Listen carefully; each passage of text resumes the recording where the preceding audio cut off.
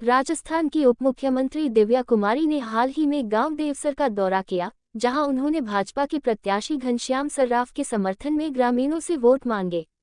इस दौरान ग्रामीणों ने उनका जोरदार स्वागत किया, जिसमें फूल मालाओं और पगड़ी पहनाकर उनका अभिनंदन किया गया। उप मुख्यमंत्री ने अपने संबोधन में कहा, भाजपा ने राज्य में विकास के कई कार्य किए हैं। हम एक ऐसा सरकार मॉडल प्रस्तुत करते हैं जो विकास, सुरक्षा और समृद्धि पर केंद्रित है। उन्होंने घनश्याम सर्राफ को भाजपा का एक सक्षम और विकासशील उम्मीदवार बताते हुए कहा कि उन्हें बहुमत से जीत दिलाकर विधानसभा में भेजा जाना चाहिए। दिव्या कुमारी ने ग्रामीणों के सामने स्थानीय मुद्दों को भी उठाया, जैसे जल स्रोतों की सुरक्षा, कृषि विकास और युवा रोजगार के अवसर। उन्होंने कहा कि भाजपा की सरकार इन मुद्दों पर गंभीरता से ध्यान देगी और ठोस उपाय करेगी। ग्रामीणों ने उप मुख्यमंत्री के प्रति अपनी सकारात्मक प्रतिक्रिया व्यक्त की और कहा कि वे विकास के प्रति उनकी प्रतिबद्धता को देखकर आश्वस्त हैं। कई ग्रामीणों ने अपने अनुभव साझा किए और कहा कि भाजपा की योजनाओं से उन्हें लाभ हुआ है। घनश्याम सर्राफ ने भी अपनी बात रखी। उन्होंने कहा, मैं आप सभी का विश्वास जीतने के लिए कड़ी मेहनत करूंगा। हम मिलकर गांव और क्षेत्र के विकास के लिए काम करेंगे। उन्होंने ग्रामीणों से आग्रह किया कि वे आगामी चुनाव में भाजपा को वोट देकर अपने भविष्य को सुरक्षित करें। उप मुख्यमंत्री दिव्या कुमारी का ये दौरा भाजपा के लिए महत्वपूर्ण है, क्योंकि यह उन्हें चुनावी समर में मजबूत स्थिति में लाने का प्रयास है। ग्रामीणों की सकारात्मक प्रतिक्रिया से यह स्पष्ट होता है कि भाजपा की नीतियों और कार्यक्रमों में उनके प्रति विश्वास कायम है। अब देखने वाली बात यह होगी कि आगामी चुनाव में गांव देवसर के मतदाता किस दिशा में वोट डालते हैं। बीजेपी के घनश्याम सर्राफ में वोटों की अपील करने हमारे बीच में आज आई है, तो उनका पुनः जोरदार तालियों से स्वागत, अभिनंदन। स्वागत के उपरांत स्थान ग्रहण करेंगे। थोड़ा सा पगड़ी पहना करके माताएं बहनें, हमारे गांव की और कार्यकर्ता सभी जो बीजेपी के शीर्ष नेतृत्व के, वो सभी निरंतर सम्मान समारोह को आगे आ जाओ। अब मैं सभी पदाधिकारियों से अनुरोध करूंगा, अब घनश्याम विधायक जी का जो हमारे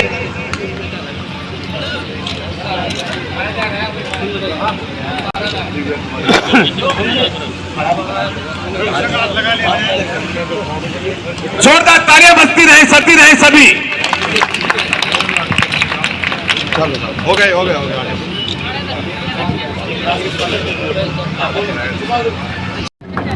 कि आप तो, मुझे लगता नहीं है कभी भी इनका आशीर्वाद कम होने वाला है, और उसी तरह से वोट भी भरपूर आपको मिलने वाले हैं। आपने जिस तरह से ये इनकी 5वीं बार चुनाव लड़ रहे हैं और आप लोगों की सेवा की है, आपके दुख में, आपके सुख में आपके बीच रहे हैं, वैसे ही हमारे घनश्याम जी सर्राफ साहब, मैं आपको बहुत बहुत पुनः ही जीत की बधाई देती हूँ। हमारे ठाकुर विक्रम सिंह जी संकल्प करती हूँ, हमारी भारतीय जनता पार्टी का भी आभार व्यक्त करती हूँ कि आप लोगों के बीच आने का मुझे अवसर मिला। जैसा कि हम सभी जानते हैं कि चुनाव है हरियाणा में, और मैं तो ये मानती हूँ कि कोई विकल्प नहीं है। जिस तरह से माननीय प्रधानमंत्री जी और आपके मुख्यमंत्री नायब सैनी जी जिस तरह से रात दिन काम कर रहे हैं, बहुत कम समय मिला मुख्यमंत्री जी को, लेकिन उस कम समय में हम सब ने देखा कि जनता से जुड़ाव, जनता से मिलना, जनता के काम करना, बड़े बड़े फैसले भी लिए उन्होंने। ऐसा मुख्यमंत्री और ऐसा प्रधानमंत्री बहुत किस्मत से मिलता है। हम बहुत ही सौभाग्यशाली हैं, पूरा देश सौभाग्यशाली है कि ऐसा जनसेवक, ऐसा प्रधानमंत्री हमको मिला है। और आपके प्रदेश में तो 10 साल से भारतीय जनता पार्टी की सरकार रही, और मैं आपको बताऊंगी, वैसे प्रसन्न जी भी बाद में बताएंगे, कि हम लोगों ने जो भुगता है इन 5 सालों में, 5 साल कांग्रेस की सरकार, और आपको तो मैं कहूंगी कि हम गलती से भी एक भी वोट एक भी कैंडिडेट को ना दे, कांग्रेस को या किसी अन्य पार्टी को, वो आपका बिल्कुल ही पूरे हरियाणा का मैं तो मानूंगी कि पूरी तरह से नाश कर देंगे। कुछ भी नहीं बचेगा, ना सड़क बचेगी, ना कोई व्यवस्था बचेगी, ना लॉ एंड ऑर्डर होगा, ना महिलाएं सुरक्षित होंगी, ना युवाओं को रोजगार मिलेगा। तो आप सब लोगों से निवेदन, मैं मुझसे पहले सभी वक्ताओं ने बताया कि क्या क्या हरियाणा सरकार ने किया और आगे क्या करने जा रही।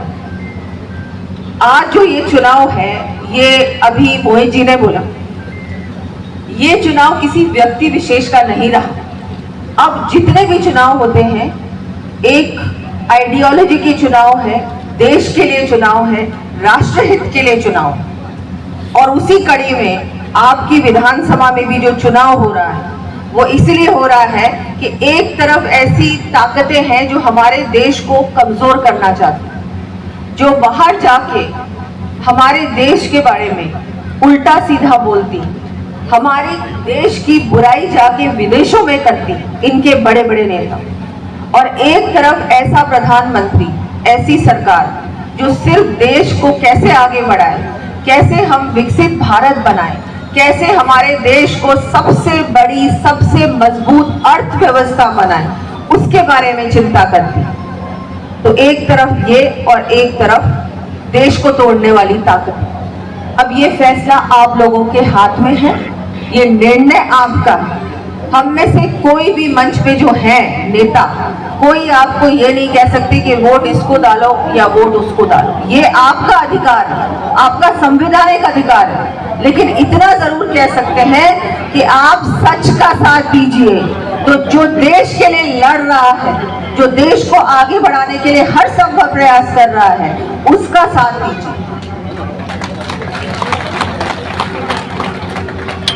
बहुत सारी माताएं बहनें भी यहाँ आई हैं। मैं आपको भी निवेदन करूंगी कि क्योंकि महिलाएं बहुत बार वोट देने के लिए नहीं जाती हैं, तो ये आपको बिल्कुल भी घर पे नहीं बैठना है। आपको एक एक वोट निकालना भी है।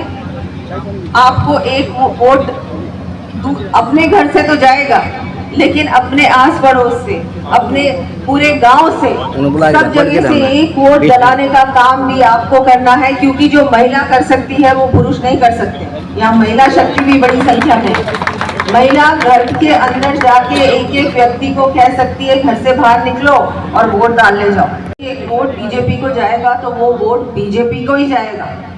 इसलिए सभी से मैं निवेदन करती हूँ कि आप सब लोगों को भी भारतीय जनता पार्टी को, कमल के फूल को वोट करना है, घनश्याम जी को वोट डालना है और दूसरों से भी डलवाना। इन्होंने इतनी सेवा की आप लोगों की, कहीं भी इनकी सेवा में कोई कमी नहीं रही। तो आगे भी आपकी सेवा करेंगे, आपके काम करेंगे। बस एक दिन 5 अक्टूबर को आपको घर से बाहर निकलकर वोट डालने का काम करना है। उसके बाद 5 साल ये आपकी सेवा करेंगे, हर समय आपके साथ रहेंगे। मैं एक बार फिर सबका धन्यवाद भी देती हूँ कि आपने मुझे यहाँ बुलाया, इतना मेरा भव्य स्वागत किया, सम्मान दिया मुझे। आप सबको भी कभी भी आप राजस्थान पधारे तो आप भी आए, जयपुर पधारे, राजस्थान पधारे। बिल्कुल। आज वैसे वर्ल्ड टूरिज्म डे भी है, बहुत महत्वपूर्ण दिन है पूरे विश्व के लिए। और मैं सबको फिर से एक बार फिर से बहुत बहुत धन्यवाद देती हूँ और घनश्याम जी को भी फिर से एक बार फिर बहुत बहुत शुभकामनाएं देती हूँ। जय भारत, जय श्री राम।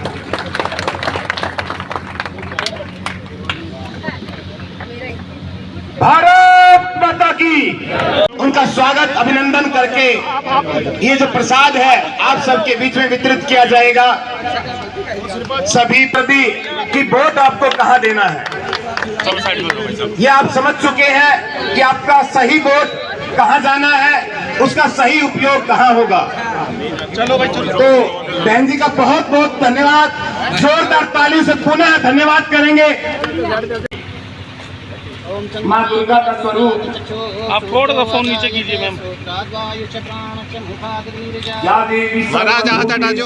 शक्ति रूपेण संस्थिता नमस्तस्यै नमस्तस्यै नमस्तस्यै नमो नमः। सर्वमंगल मांगल्यै शिवे सर्वार्थ साधिके शरण्ये त्र्यंबके गौरी नारायणी नमस्ते नारायणी नमस्ते। तुम आज दुर्गा जी के चरणों में नमन करते हुए हमारे यशस्वी उप मुख्यमंत्री एक स्वागत रागनी भाई रविंद्रन पार्टी की तरफ से सभी अपना स्थान। आइए, आज बहुत ही खुशी का दिन है, बड़ा पार्टी भी रह चुके हैं। आइए एक दोस्त चंद शब्द जो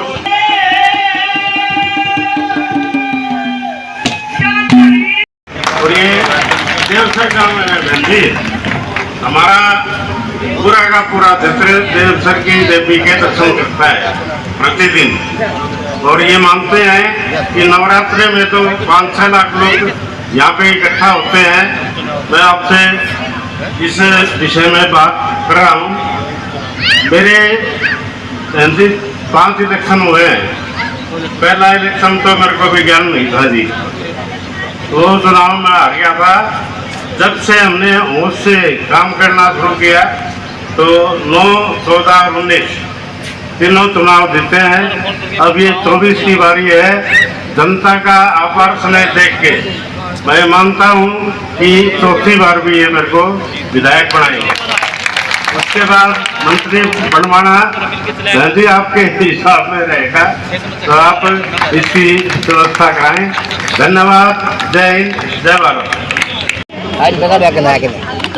लंबे समय से यहाँ से विधायक भी रहे हैं, मंत्री भी रहे हैं, फिर से चुनाव लड़ रहे हैं। मैं उनको बहुत बहुत शुभकामनाएं देती हूँ और सभी से अपील करती हूँ कि भारतीय जनता पार्टी को वोट करें।